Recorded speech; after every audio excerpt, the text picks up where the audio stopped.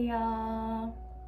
오늘은 여러분들에게 제가 동양 미술사를 어떻게 준비하고 공부했는지 공유 드리려고 합니다. 이제 동양 미술사 같은 경우에는 크게 일본 미술, 인도 미술, 중국 미술 이렇게 크게 세 파트로 나눠지는데요. 이 세 파트를 제가 어떻게 정리하고 어떤 비중으로 공부했는지 소개해 드리려고 해요. 우선 저는 당연히 중국 미술사를 거의 70% 정도의 비중으로 더 중점을 두고 공부를 진행을 했고요. 인도 미술사 20% 정도, 일본 미술사는 그냥 한두 번 정도 꼼꼼히 읽어보고 이해하는 정도로만 공부를 진행을 했습니다.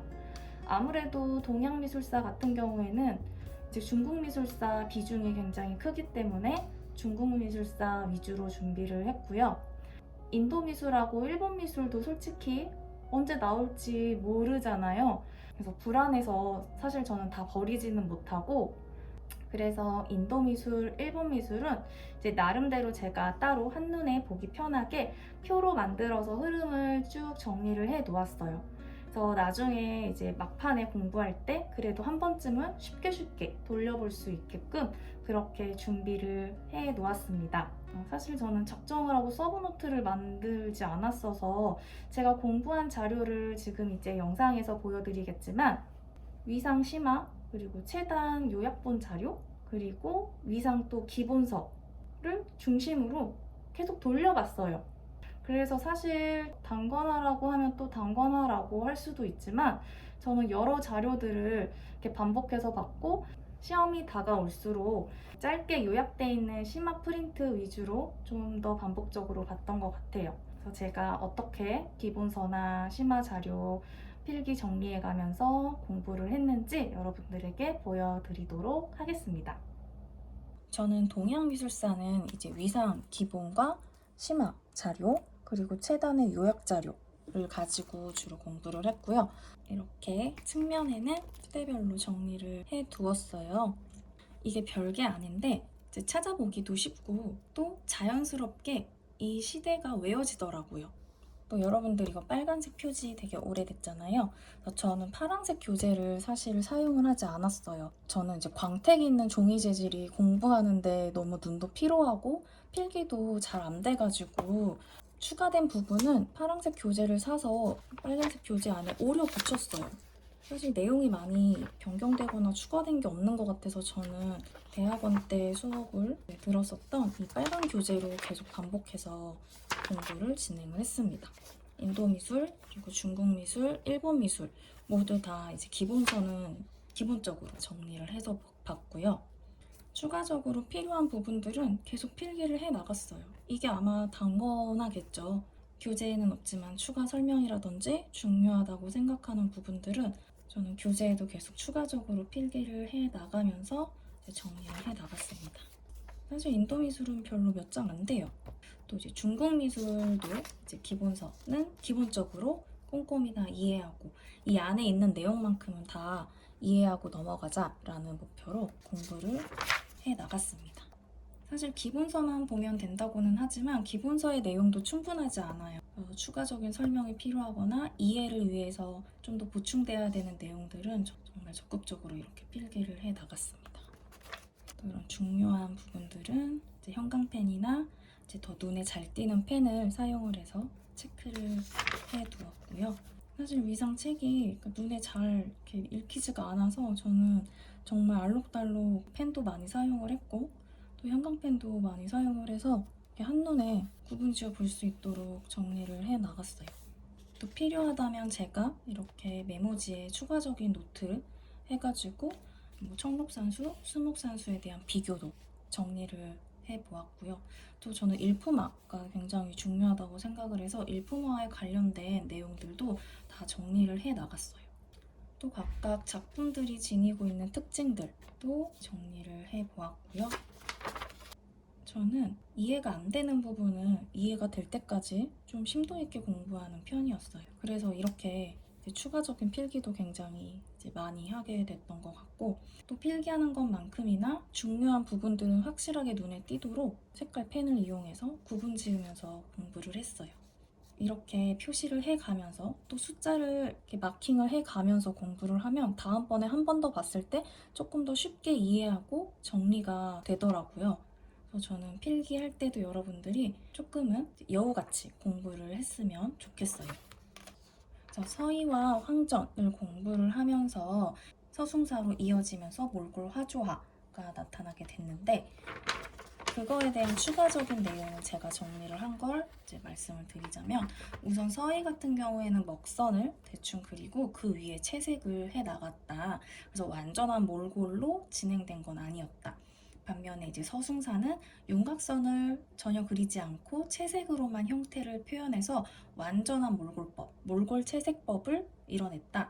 라고 정리를 했어요. 추가적으로는 이 몰골법을 대상에 이제 사용한 화가들을 또 정리를 해봤는데 장승효는 이제 우마도와 산을 몰골로 이제 표현을 했고 문동은 대나무를 몰골로 표현한 대표 작가, 또 서승사는 이제 화조화를 몰골로 표현한 작가다라는 것까지 추가로 정리를 해봤고 또 서승사는 명대에 임양이랑 여기가 있었는데 이제 여기에게 영향을 미쳤다라는 점. 또 임양은 수묵사이 화조화로 조선 중기 조속에게 영향을 줬다. 이렇게 저는 연결 지어서 몰골 화조화와 관련된 내용들을 계속 마인드맵으로 가지를 쳐 나가듯이 정리를 해 나갔어요. 그리고 마찬가지로 중국 미술사 공부할 때도 저는 김성희쌤 교재에서 필요한 부분들은 또 이런 식으로 노트, 필기를 정리를 했고요. 그래서 처음에는 굉장히 많이 시간이 걸렸어요. 이게 사실 몇 장 안 돼요. 그런데 처음에 이해하고 익히고 하는데 시간이 굉장히 걸린단 말이에요. 근데 이게 정말 회독을 거듭할수록 속도가 빨라집니다. 지금 조금 지체되거나 내가 너무 해독 속도가 너무 느린 거 아닌가라고 걱정하시는 분들은 이제 반복할수록 빨라지니까 너무 조급한 마음 안 가지셔도 될 것 같아요. 일본 미술사도 이렇게 시기별로 중국이랑 우리나라는 어떤 시기였는지 비교하면서 보려고 중국, 우리나라 시대를 옆에다가 써가면서 같이 공부를 했어요. 사실 일본 미술을 그렇게 집중을 해서 많이 공부한 편은 아니었고 기본서도 뭐 한두 번 정도 읽어보는 정도로 정리를 했던 것 같습니다. 그리고 저는 위상 심화 자료도 이제 최단 요약 자료도 함께 같이 공부를 했어요. 보시면 심화 자료도 기본서랑 동일하게 정말 꼼꼼하게 필기를 추가해 가면서 심화 자료에도 또 단권화를 해간다라는 생각으로 정리를 했어요. 최단 자료 같은 경우에는 정리가 정말 간결하게 잘 되어 있어서 공부하기 좀 편했던 것 같아요. 그 중국 미술사 같은 경우에는 여러분 이제 중법 많이들 헷갈리시잖아요. 그래서 저는 이렇게 이미지를 도안을 크게 출력을 해서 확대해서 그림을 보고 다른 그림이 제시될 때도 그림을 읽어낼 수 있도록 그림 보는 연습을 많이 했던 것 같아요. 또 곽키파 같은 경우에는 이제 어떤 특징들이 있는지 이런 식으로 따로 이제 정리를 했습니다. 동거파는 이제 대표 그림 출력하고 이제 어떤 특징들 갖고 있는지 이런 식으로 정리를 따로 해서 붙여서 계속 반복적으로 이제 보았습니다. 이제 밑법산수 문인화 같은 경우에는 또 어떻게 진행이 됐고 또 어떤 특징들을 갖고 있는 또 이제 마하파도 마하파의 특징 그리고 그림 확대해서 이제 준법 읽어낼 수 있도록 원나라의 이제 예찬 대표적인 도판 용술제도도 이제 출력해서 준법이라든지 특징들 정리를 해갔고요. 또 마지막으로는 이렇게 절파도. 저는 이제 중국 미술도 그렇고 인도 미술, 일본 미술 이렇게 위상 심화랑 이제 최단 요약본 자료랑 시기별로 묶어서 같이 보면서 공부를 했어요. 지금 이 부분은 이제 최단 요약 자료인데 시대 배경이라든지 특징 같은 거는 따로 또 정리를 해서 기본서를 볼 때 뿐만 아니라 심화 자료를 볼 때도 놓치는 부분이 없도록 어느 부분에서든지 부족한 부분 없이 계속 필기를 해 나갔던 것 같아요. 정말 지금 다시 보니까 정말 정신없이 공부를 했던 것 같아요. 이 자료들도 최소 3번, 4번 정도는 꼼꼼하게 회독을 진행을 했던 것 같습니다. 추가적으로 공부한 내용들은 이제 포스트잇으로 정리를 해서 보충을 했고요. 저는 공부하면서 사실 왕류에 좀 꽂혀가지고 특징 꼭 막 체크해보기 막 이러면서 엄청 왕류에 대해 집착하면서 공부를 했던 것 같아요. 왕류, 정신 표현을 강조했고 고졸하고 단순한 표현들, 또 작가의 감흥이 드러나는 그림, 또 서회적인 선묘를 사용을 했다라는 특징들을 이렇게 계속 챙겨두었던 것 같습니다. 그래서 간결하지만 또 자유로운 표현을 추구하고자 했다라는 거. 반대로 비교점이라고 하면 송나라처럼 형사에 얽매이지 않았다는 거. 이렇게 비교점까지 정리를 추가적으로 했어요. 그래서 이거는 제가 기출을 공부하면서 이제 추가적으로 정리를 한 내용이에요. 그래서 아마 기출하면 이제 강사 선생님들께서 모범 답안 같은 것도 얘기를 해주실 텐데 저는 모범 답안을 보고도 사실 이해가 되지 않아서 제가 공부를 하면서 스스로 정리를 해보는 시간을 많이 가졌던 것 같아요. 그리고 이거는 제가 추가적으로 타이핑을 해서 조맹부의 작화 추색도에 대해 조금 더 공부를 하고 싶어서 이제 정리를 한 내용입니다. 이렇게 전반적으로 정말 필기도 굉장히 많이 했고 정말 반복적으로 여러 번 봤어요. 또 특히 절파랑 또 광태사학파랑 또 비교점 정리를 했고 또 절파와 우파를 비교할 수 있는 관점들 정리를 따로 했고요. 확실히 공부를 하고 내가 정리하고 이해하는 과정 속에서 진짜 공부가 많이 되는 것 같아요. 그래서 여러분들 그냥 기본서나 자료 같은 거 보고 그냥 기계적으로 암기하면서 공부한다고 생각하지 마시고 내가 공부하고 이해한 내용을 정리하시는 거 정말 추천드릴게요. 이건 제가 계속 반복적으로 말씀드리는 부분인데 좀 정리를 하는 그 과정 속에서 정말 공부가 많이 됐던 것 같아요. 그래서 물론 기본적인 암기도 중요하지만 정말 내가 이걸 이해하고 있는지를 먼저 확인을 해보는 게 중요한 것 같습니다. 또 이건 위상심화 자료인데 위상심화 자료 이제 절파에 대한 설명이에요. 절파에 대한 설명을 할 때 읽을 때 그냥 절파가 이런 특징을 갖고 있구나 라고 뭐 달달달 외우고 끝나는 게 아니라 그러면 절파가 마하파에서 받은 영향은 뭐지? 그래서 마하파에 영향받은 점들 초록색으로 체크를 해놓고 그럼 절파의 독창적인 특징은 뭘까? 해서 절파의 독창적인 특징은 이렇게 빨간 펜으로 또 구분을 해보고 그 다음에 절파에서 광태사학파로 이어질 때 특징은 무엇인지 노란색으로 또 구분해서 체크를 해가면서 절파와 광태사학파 화파를 공부를 할 때 이제 마하파에서 영향받은 점 절파에서 또 독창적으로 달라진 점 그리고 이게 광태사학파로 가서 어떻게 또 발전되었는지까지 이렇게 구분지어서 공부를 하는 식으로 진행을 했습니다. 약간 회를 치듯이 공부를 하는 거 좀 좋은 것 같아요. 너무 추상적이고 이렇게 애매모호하게 공부를 해놓으면 나중에는 결국에 헷갈리더라고요. 그래서 정말 회 치듯이 꼼꼼하게 한 번쯤은 그렇게 공부를 진행을 해야 그게 정말 지식으로 쌓이는 것 같다는 생각이 들었습니다. 심화에서도 일본 미술 같은 경우에는 그냥 우리나라와 연관된 부분들 크게 보는 정도 신라 영향, 또 백제와의 영향, 또 당나라의 영향이 어떻게 또 반영이 됐었는지 그냥 크게 이해하는 정도로만 넘어갔습니다. 또 조선 관련된 거는 꼭 챙겨봐야겠죠. 그래서 조선 안견파로부터 어떤 영향을 받았는지 이런 부분들도 정리를 해보았고요. 인도 미술, 일본 미술, 중국 미술 모두 제가 이런 식으로 간략하게 이제 정리를 했어요. 이제 시기별, 시대별로 이제 어떤 특징들이 있는지, 어떤 왕조고 사상은 어떻고 종교는 무엇이었고 또 주요 양식들은 무엇인지 그리고 간다라 양식, 마투라 양식의 비교점들, 굽타 마투라 양식과 사르나트 불상의 비교점은 무엇인지 이런 식으로 비교점은 표로 이렇게 정리를 했고 또 중국과 우리나라에 어떻게 영향을 줬는지까지 정리를 해 나갔습니다. 그래서 이 한 장으로 인도 미술이 어느 정도 주요 요점들은 한 번에 살펴볼 수 있도록 정리를 했습니다. 이거는 제가 2019년도 그 초수 때 초반에 정리한 내용이에요. 그래서 추가적인 내용들도 이제 수기로 이제 추가를 해 나가면서 이 한 장 안에 인도 미술을 다 담으려고 노력을 했습니다. 그리고 일본 미술은 진짜 공부하기가 너무 싫었어요. 아무래도 중요한 파트가 아니고 시험에 나올 가능성이 좀 낮기 때문에 교재를 보고 또 이런 식으로 표로 정리를 해 나갔습니다. 나중에 기본서나 이제 심화 자료 대신에 한눈에 정리된 거를 보기 위해서 정리를 했어요.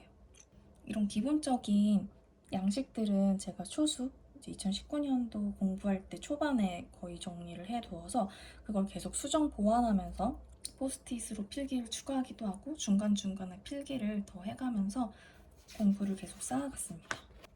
또 중국미술도 마찬가지예요. 이것도 초수 때 그 위상 장재현 쌤 강의 들으면서 제가 나름대로 필기를 정리를 따로 진행을 했고 시기별로 뭐 사상, 양식, 또 이제 활용까지 같이 정리를 한 나름의 뭐 요약 자료라고 할 수 있겠습니다. 저는 필요하다면 굉장히 정리하는 거를 적극적으로 활용을 했어요. 이 부분 같은 경우에는 이제 김성희 쌤 책에 정리가 정말 잘 돼 있어서 기운의 변천에 대해서 어떻게 흘러가는지 보고 싶어서 이제 따로 이제 정리를 해서 공부했고요. 또 인물학, 산수화, 화조, 영모화가 또 시기별로 어떤 특징을 갖고 진행이 되는지도 또 정리를 해 놓았습니다. 또 각 시대별로 이제 회화의 특징은, 대표적인 특징은 어떻게 진행이 되는지도 이제 정리를 이제 한 내용이에요. 그다음에 저는 이제 초수 때 굉장히 헷갈렸던 게 뭐 각기파, 동거파, 미법산수, 마하파, 절파 이런 화파들의 뭐 화풍이라든지 뭐 준법, 필법, 묵법 너무 헷갈리는 거예요. 그래서 비교점, 뭐 영향을 받고 또 뭐 각기파에도 있고 뭐 동거파에도 있고 뭐 공통된 준법들 너무 헷갈려가지고 이렇게 표로 정리를 했습니다. 또 원대 동거파, 예찬의 특징, 황국망의 특징, 대표 작가 특징들도 정리를 했고 또 안견파의 조선 초기, 중기 나눠서 정리를 하고 또 절파, 우파 비교할 수 있게 우파까지 이렇게 명나라의 이제 두 화파 또 정리를 했습니다. 이렇게 한번 정리를 해두면 확실히 구분하기도 편하고 나중에 내가 좀 헷갈려서 다시 내용을 찾을 때에도 빠르게 한 번 더 볼 수 있어서 굉장히 도움이 많이 됐어요. 그리고 또 이제 정리하는 과정에서 확실하게 내가 구분을 할 수 있게 된다는 거. 그게 정말 가장 큰 공부하는 데 도움이 되었던 부분인 것 같습니다. 그리고 이제 중국 같은 경우에는 화론이 정말 답답하죠. 너무 화론이 많고 내용도 비슷비슷한 것도 많고 헷갈리고 해서 화론 공부하는데도 여러분 많이 애를 먹고 계실 텐데 이제 저는 다행히 이제 대학원 이제 이전에 합격하신 선배가 이 화론 자료를 공유를 해주셨어요. 그래서 이 자료를 가지고 화론은 계속 공부를 해 나갔어요. 시기별로 또 이제 화론가별로 어떤 화론들을 제시를 했는지 잘 기반이 정리가 되어 있어서 여기에서 이제 추가적으로 필기하고 보충을 하면서 화론은 계속 반복을 했습니다. 또 화론에서 이제 모임방 공부하면서는 이제 서예에서의 형림, 의림, 배림도 같이 이어서 공부를 하고 또 모임방의 한계가 의의는 뭔지 추가적으로 꼬리에 꼬리를 물어가면서 공부를 이제 확장시켜 나갔어요. 또 화론도 이제 시기별로 묶어서 공부를 했어요. 서로 연결 지을 수 있는 부분들은 이런 식으로 묶어서 뭐 비교점, 반대되는 내용들 정리를 했고 한눈에 볼 수 있도록 주요 화론들은 이렇게 또 제가 필기를 따로 해가면서 정리를 해 나갔습니다. 동양미술사를 공부를 할 때 아무래도 이제 중국, 인도, 일본, 우리나라가 시기별로 서로 영향을 주고받는 경우들이 굉장히 많고 또 특히 우리나라와 연결되는 내용들이 이제 많이 출제되는 경향이 있어서 저는 이제 나라별로 이제 시기별로 다 정리를 했어요. 그래서 공부를 할 때 시기 비교해 가면서 어느 시대에 이제 우리나라의 어느 시기 때 영향을 줬는지 비교하면서 볼 수 있도록 또 서양 미술사도 같이 정리해서 연결될 수 있는 부분들은 같이 연결해서 볼 수 있도록 연도 흐름표를 다 정리를 해 두었습니다. 지금 보니까 제가 정말 깨알같이 필기도 엄청 많이 하고 알록달록 펜도 굉장히 많이 사용한 거를 다시 한번 볼 수가 있었어요. 또 공부하는 와중에 이런 색깔을 바꿔가면서 중요도 표시를 해가면서 나름의 재미를 찾으려고 발악을 했던 것 같습니다. 여러분들에게 참고가 되셨을지는 모르겠어요. 저는 약간 요약해서 공부하는 스타일이라기보다는 좀 설명식의 글들을 많이 써서 이해하려고 많이 노력을 했거든요. 그리고 저는 제 기억력을 잘 믿지를 못했기 때문에 최대한 다시 봤을 때도 그 이전에 내가 혹시 까먹진 않았을까? 그 상세 설명들도 주로 정리를 많이 했습니다. 제가 여러분들에게 이제 기본서 어떻게 사용을 했고 또 심화 자료 어떤 식으로 정리를 하고 또 공부를 했는지 실물 자료들 보여드렸는데요. 저는 공부할 때 심화 프린트를 공부할 때는 심화 프린트에 충실하게 정리를 해가면서 했고 또 기본서를 볼 때는 기본서에 또 충실하게 정리를 해가면서 공부를 했어요. 그래서 제가 심화 프린트 보고 싶을 때 아니면 기본서를 보고 싶을 때 어느 자료를 펼쳐도 충분하게 정리가 되어 있는 내용을 공부할 수 있게끔 준비를 했던 것 같아요. 이거는 이제 정리를 좋아하는 제 이제 성향에 맞는 이제 공부 방법이었고요. 여러분들에게 중국 미술사 한 가지 팁을 드리자면 생각보다 양이 방대하지 않아요. 생각보다는 방대하지 않아요. 한번 날 잡고 시대별로 정말 큰 특징들만 묶어서 한번 정리해 보시기를 좀 추천을 드릴게요. 동양미술사를 공부할 때 아무래도 서로 어느 시대에 서로 영향을 주고받았는지 그 영향관계를 파악하는 것도 중요하기 때문에 제가 이번 영상에서는 여러분들에게 동양미술사, 이제 우리나라 기준으로 우리나라, 인도, 중국, 일본 그 미술의 그 시기별 흐름도를 한 장에 정리를 한 게 있어요. 그래서 시기별로 동시대에 각각의 지역에서 어떤 미술들이 진행이 됐는지 간단하게 정리한 도표를 공유를 해드리도록 하겠습니다. 필요하신 분은 댓글에 메일 주소 남겨주시면 제가 파일을 메일로 보내드리도록 하겠습니다. 동양미술사는 공부를 해보니까 부담스럽게 생각을 하다 보면 정말 부담스러운 파트일 수도 있는데 정말 심플하게 정리하고 공부를 해나가면 정말 서양미술사나 한국미술사보다 더 양도 적고 굉장히 쉽게 정리가 될 수 있는 부분인 것 같더라고요. 그래서 조금 저희에겐 좀 생소하고 어려울지라도 끝까지 포기하지 마시고 공부를 해 나가셨으면 좋겠어요. 그리고 제가 항상 말씀드리는 부분 있잖아요. 공부를 한 후에는 정말 스스로 한번 정리를 해보는 시간을 가지셨으면 좋겠어요. 이게 수동적으로 그냥 책에 있는 거를 읽는 거랑 내가 이해한 후에 내가 내 생각을 거쳐서 다시 한번 내 손으로 이해한 내용을 정리해 나가는 공부랑은 정말 차원이 다른 것 같더라고요. 이거는 제가 이제 공부를 하면서 효과를 봤던 부분이라서 여러분들에게 꼭 추천해 드리고 싶은 공부 방법이에요. 그럼 동양미술사로 출제되는 모든 문제들 정복하시기를 바라면서 이번 영상은 여기에서 마치도록 하겠습니다. 다음 영상에서 뵐게요. 안녕.